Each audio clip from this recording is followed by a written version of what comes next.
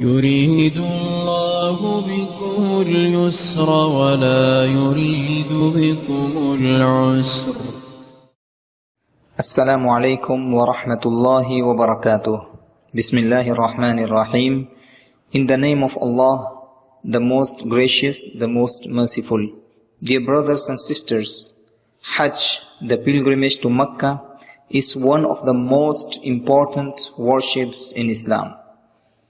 If we reflect upon the 5 pillars of Islam, we may realize the importance and the virtue of Hajj by the way that Salat, the 5 daily prayers, and As-Sawm, the fasting of the month of Ramadan, both are physical worships.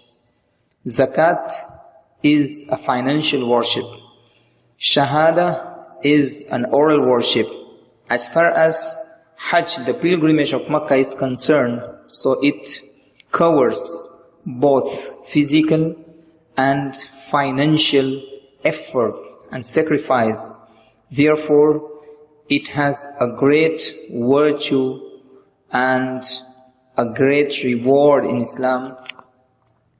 For this reason, it is important to know and to study this worship, which is performed only once in the life as an obligation.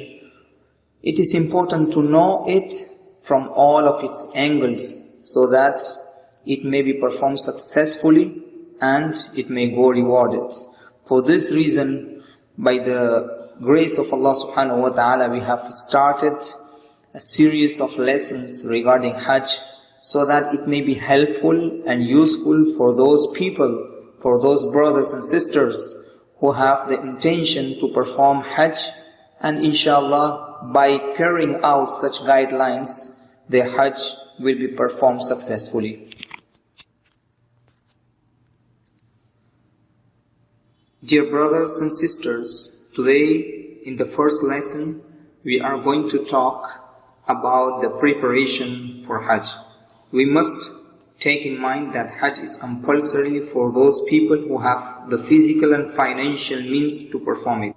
Hajj is not just a trip, it is in fact a spiritual journey which requires all kinds of preparations.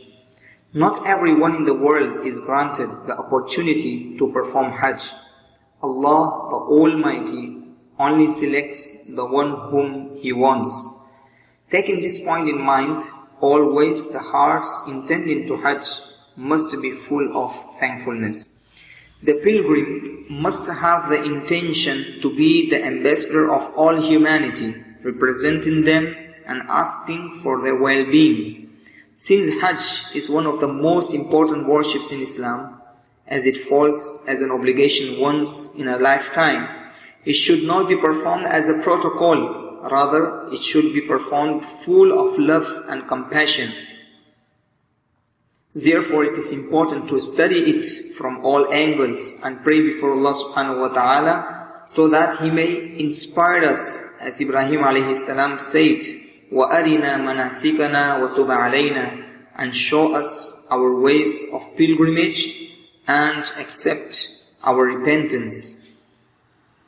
Although the Kaaba is a simple 4-cornered room, it has such a deep spirituality in it that, unlike any other visitable places in the world, it leaves the visitor when he kisses off, full of tears.